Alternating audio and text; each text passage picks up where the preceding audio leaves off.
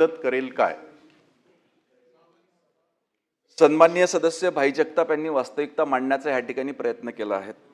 आपण सांगितलं, विशेष करून आपला भर होता डोंगरी भागातल्या शाळांवरती. या डोंगरी भागातल्या शाळांमध्ये एक तर खासगी संस्थांच्या शाळा अतिशय अत्यल्प असतील.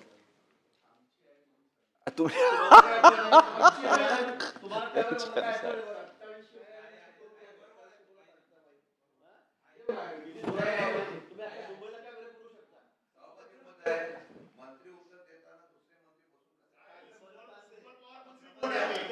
शिंदे साहेब उत्तर देत असलेल्या मंत्र्याची ज्युनियरता बघून ते वरिष्ठ म्हणून मार्गदर्शन करण्याचा प्रयत्न करू राहिले ना.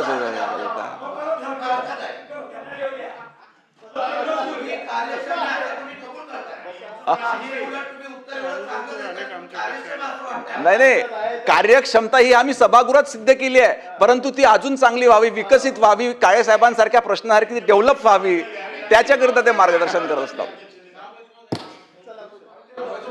तुमचं नाव आदरण तीर्थांनी घेतलंय त्यांनी, त्यामुळे काही अडचण नाही. एक खासगी संस्था ज्या डोंगरी भागामध्ये शिक्षणाचं काम करतात, अतिशय उल्लेखनीय कार्य आहे त्यांची जिल्हा परिषदेची.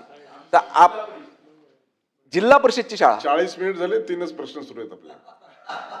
तर आपण सभागृहाचे ज्येष्ठ सदस्य आहे, मी आपल्याला सूचना देणं उचित होणार नाही, परंतु माझी आपणास विनंती आहे की आपल्या जिल्हा नियोजन समितीमध्ये 5% निधीच्या व्यतिरिक्त डोंगरी विकास निधी हा वेगळा हेड आहे. शिंदे साहेबांना ते माहिती आहे. ऐका ना, ते हेड वेगळं आहे. बंजारी साहेब, ते हेड वेगळं आहे.